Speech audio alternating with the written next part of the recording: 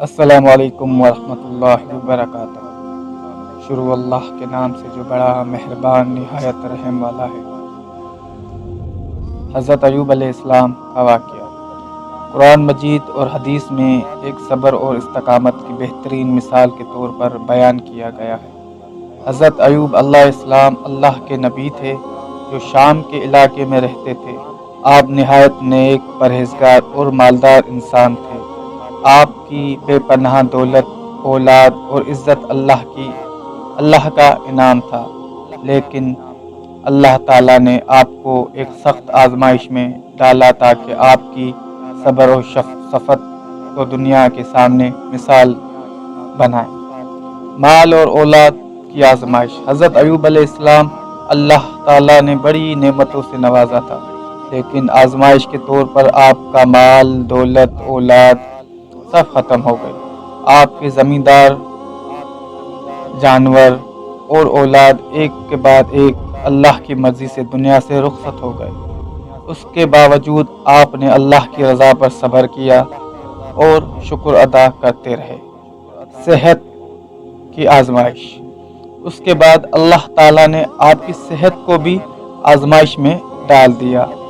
آپ کو ایک شدید بیماری لاحق ہو گئی، جس کے باعث آپ کے جسم کمزور ہو گیا اور لوگ آپ سے دور ہونے لگے۔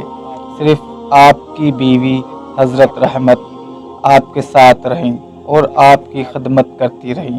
اس مشکل وقت میں بھی آپ نے کبھی اللہ کی نعمتوں کو بھلایا نہیں اور ہمیشہ صبر و شکر کرتے رہے۔ دعا اور شفا۔ جب آزمائش کی شدت بڑھ گئی اور آپ نے اللہ تعالیٰ سے مدد طلب کی تو آپ نے یہ دعا پڑھی: ربی انی مسنی الضر وانت ارحم الراحمین۔ اے میرے رب، مجھے تکلیف پہنچی ہے اور تو سب سے زیادہ رحم کرنے والا ہے۔ اللہ تعالیٰ نے آپ کی دعا قبول فرمائی اور آپ کو شفا دی۔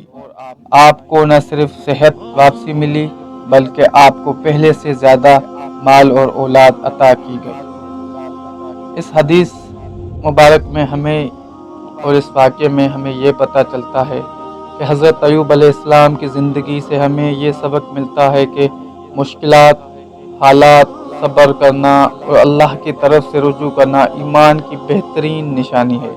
اللہ تعالیٰ اپنے بندوں کو کبھی ان کی طاقت سے زیادہ آزمائش میں نہیں ڈالتا اور صبر کرنے والوں کو بھی بہترین اجر عطا کرتا ہے۔